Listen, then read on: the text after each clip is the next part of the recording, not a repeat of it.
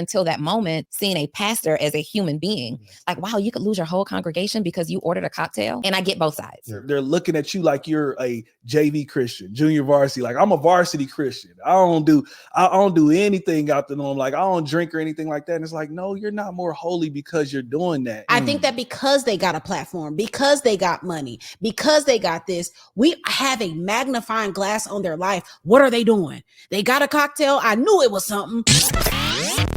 This is an Iwegbu production. Period. Recently, I was watching, again, one of my favorite podcasts, which is the Social Proof podcast. And they were talking a little bit about the Kendrick Lamar, J. Cole situation, which I'm not going to get too far into that, but it brought up the subject of how there can be such a target on your back as you're growing your influence, man. And they said something about pastors and drinking that I wanted to just, it made me want to extract this and say, okay, let's talk about this on Pillow Talking. So check out this clip here. We may actually stop this as we go through as well, y'all. I believe that. And then I have a friend who is a pastor. I have a few pastor friends, but I do have a friend who's a pastor. And I remember hanging out one day, we're hanging out and he ordered, we're all ordering drinks and he ordered a Coca-Cola. Okay, clean Coca-Cola. When the waitress comes back the next time to refill our drinks, one of his friends orders two, like say Hennessy and Cokes, orders two. And my friend didn't order another drink. Well, when the waitress brings back the two Hennessy and Cokes, that friend passes the pastor the Hennessy and Coke. To everybody else, it looks like he's drinking the same Coke that he poured it in his, it looks like the same Coke he had been drinking. And I'm like, why'd you do that? Why didn't you just order a drink? You know, and he's like, I can't be seen ordering a drink. You know, if people saw me ordering a drink, I'd lose my congregation. I'd lose members in my congregation. And I'd never, until that moment, seen a pastor as a human being. Like, wow, you could lose your whole congregation because you ordered a cocktail. And I get both sides. Yeah. So who's going to throw the first stone? Like everybody's got their thing. That's the only reason I'm not super. I haven't made it my business to like point out a bunch of people's faults, unless you sign up for the hot seat, and that's my job. You want me to coach you? Cool, I got you. This is what we are going to do. But I've not made it my business to do that. That's all I'm saying. So, did we lose? Donnie's IG? So I haven't made it my business to that because like, yo, who throws the first stone? Like, for somebody, do me a favor in the chat, put the little stone. Now check this, y'all. I want y'all to see. She's about to pose a question to Shan's right here that kind of throws him off. And just check out his response to this. I want y'all to see this. The little rock icon in the chat. If you have not done anything wrong in your entire life, and if you had a big enough platform and people knew about it, they would cancel you too. So like, let's give our people some grace. Okay, let's just give a little. Let your pastor order a drink. Do you let your pastor order a drink? My pastor doesn't order drinks. I don't drink. How do you know? Because this particular pastor, nobody would ever say he'd order a drink. Yeah, well, I don't know. Guess what? I don't care. The information if that you're giving me. If you found out that your pastor ordered a cocktail, would you be done with the church? No. Yo, this is implying. This is implying that the person. This is implying that the person that we're looking to is God. We're implying that this is the Christ because they're without sin. They don't do anything wrong. That's our implication. No, I've had some mentors of mine that have given me really, really valuable information. And then I find out that they are human. And it makes me say, oh, wow, they shouldn't have done that. I'd have never thought they would do that. But wow, they're human. So I wanted to stop it right there, man. So listen, pastor pulling up. The pastors are pulling up, man. And so this is such a controversial topic here is someone with an influence as like a pastor pouring up. And I just thought about it. Would I trip out if I knew my pastor or any pastors I've ever been connected to was drinking? And so I first off thought about myself because some people just think that you shouldn't have a drink. I'm like, listen. As you grow, this is one of the things they was talking about was as you grow, the target gets larger on your back. Please don't be shocked if we out on a date, you see us with a glass. Hey, it is what it is. Hey, let me tell you. Listen, I just don't want y'all to be shocked. Like, hold up, I see the Iwegbus and they had a little look like it was some brown in that cup. Listen, before time, hey, it was a point in time in my life, and that's not something on a regular. But I'm be honest with you guys. I just quick story here. When I first got saved, I was like, I had to put away the drink. I was that guy. Whenever it's time to get to the club, I used to roll. I used to be rolling one deep. I used to listen to a lot of Zero and Trey. And if y'all know anything about Zero and Trey out of Houston, hey, Zero was talking about that one deep. And so I was one deep. I had my Hennessy or my Brown, and I used to be rolling to the club and I would drink as much as I can because I didn't want to pay for the club drinks. And you would leave there, and I'm like, dang, I used to buy drinks at the club and like, dang, that's some sneakers there. Like I could have got a whole pair of shoes. But anyway, when I got saved, I had to get away from it. I couldn't do no more of it. And I never was one to overindulge anyway, but I felt that if I did that, I was less holy. Okay. I felt like I was less holy until I was looking at the scriptures. And I was like, hold on, why did Jesus on his miracle the first miracle he performed was he turned that water to wine. Okay. Why did he turn the water into wine if it was bad? You know, and he was around other people that was also drinking as well. And then also seen the scripture about don't drink it till you're drunkenness. I'm like, okay. So when I got married, I think it was probably the first time when we just had wine and I knew my limits. I knew that, okay, wine is where I want to go, or maybe one or two drinks. I can't do it, much as far as that goes. But I had this thought in my mind that back before then, I kind of had a self-righteous mindset. And some of you may be battling with that as well. Yeah, there's people that I see that all the time that's in comments and going crazy on people about things that scripturally just aren't wrong. You know, they're looking at you like you're a JV Christian, junior varsity. Like I'm a varsity Christian. I don't do anything out the norm. Like I don't drink or anything like that. And it's like, no, you're not more holy because you're doing that. And so I looked at that and I said, you know what? I'm sinning because I actually think that I'm better than people because I'm not drinking. That's how I was with it. But again, eventually on special occasions, date nights, I was like, okay, let me do this. And I can do this because I've never been an alcoholic or anything like that. And I know my limits to where, I got a little tip. Let's stop right here when it comes to it. So, but I wanted to throw this your way because this is such a controversial topic when it comes to not only a pastor, but believers just out drinking. And I just want you to speak to just having that influence in what that could be. You know, is it wrong to be doing that? What you think about that? Would you leave a church, babe? Yeah, so I want to read this scripture really quick. It says, so I commend the enjoyment of life because there is nothing better for a person under the sun than to eat and drink and be glad. Then joy will accompany them in their toil and all the days of their life God has given them under the sun.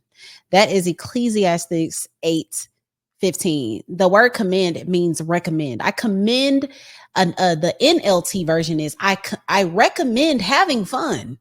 Because there is nothing better for the people in the world to eat, drink, and enjoy life, that you will experience some happiness along with all the hard work God gives you under the sun. So I just want to read that out first.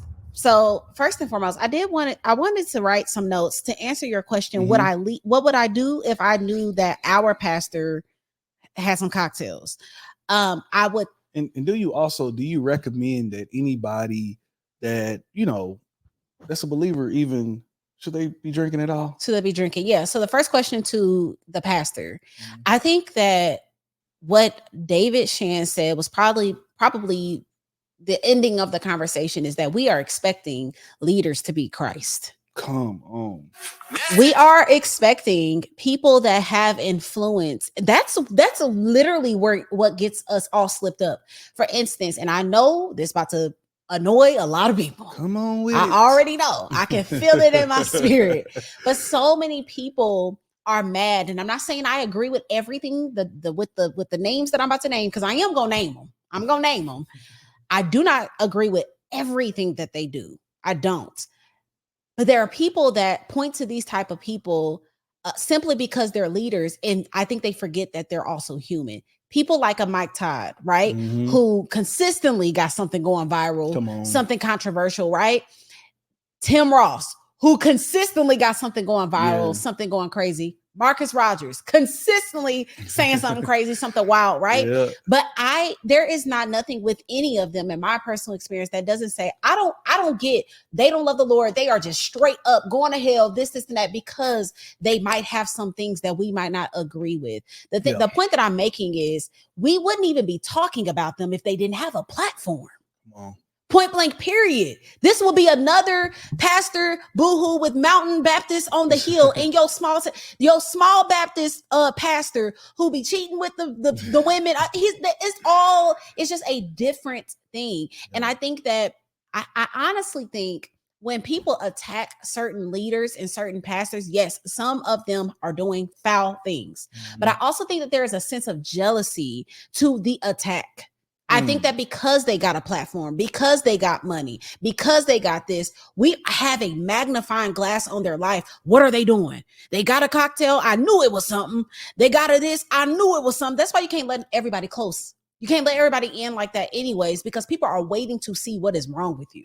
Message. So I did write notes for this. And to answer the question, if y'all don't clearly get where I'm going, there will be nothing I would do if I found out my pastor had a cocktail. It's a different thing from if he was an alcoholic. But if he had a cocktail when he was in Bora Bora with his wife, what?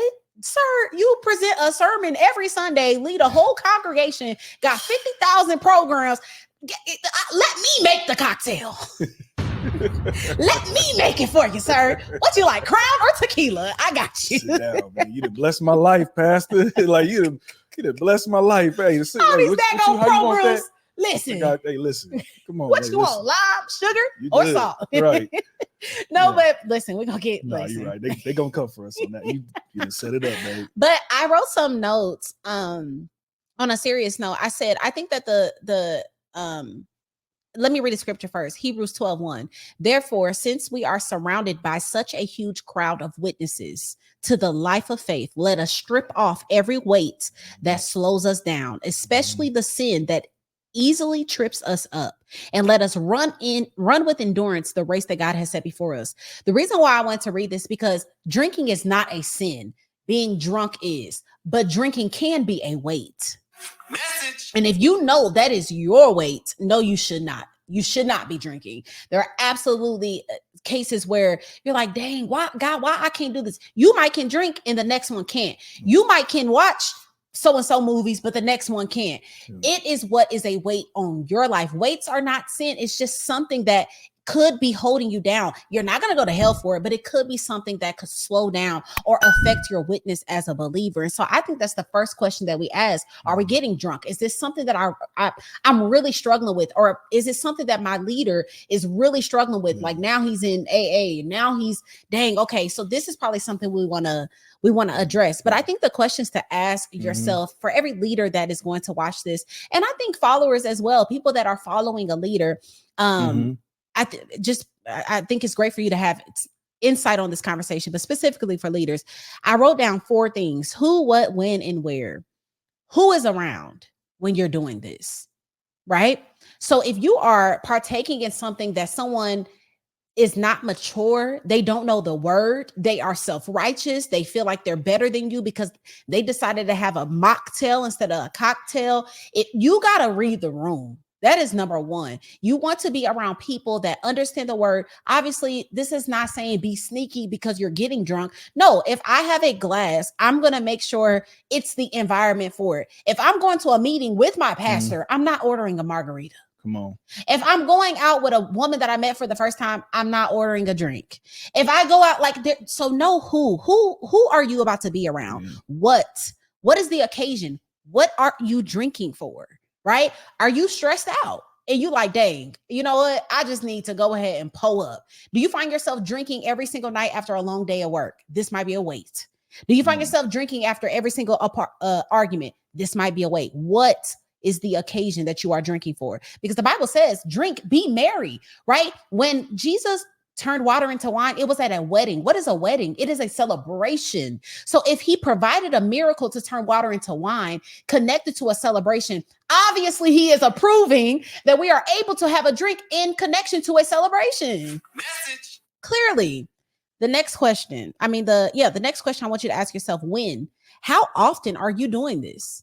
Right? Are you always drinking? Are you always finding a reason to get a cocktail? Can you not do anything unless you drink? Are you finding this as something that has paralyzed you? You can't speak, you can't go around people, now you're anxious, right? When? How often are you partaking in this? And the last one is where? Where are you in your walk?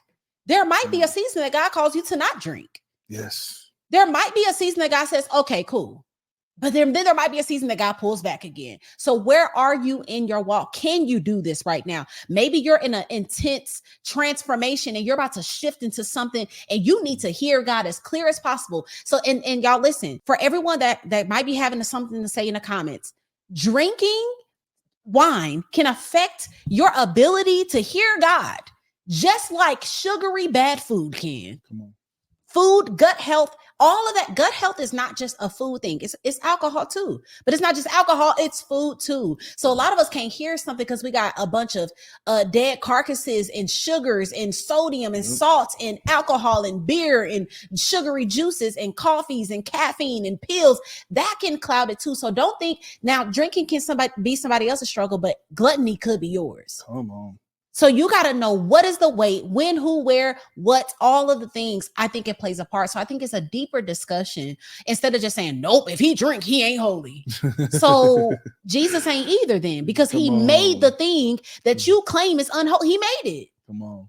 He made it. Yeah. So yeah, that's my take on that. Yeah, and I think it's just a dangerous place we'll get, especially when he's just, talking about the pastors where we'll put them on such a pedestal. Now, something like that, if I would have seen that when I was a baby Christian, when I first, began my walk and my pastor did that, I was like, yeah, it would have messed me up. Yeah. And that's why even for us, though we do it and we're in it to y'all now, because you might just because you might just see us at a restaurant. I don't want you to be I don't want you to fall. I don't want you to fall because Paul talks about that. They'll let your freedom cause someone else to fall, even if they're a vegetarian. Basically, he was saying, and I'm paraphrasing y'all.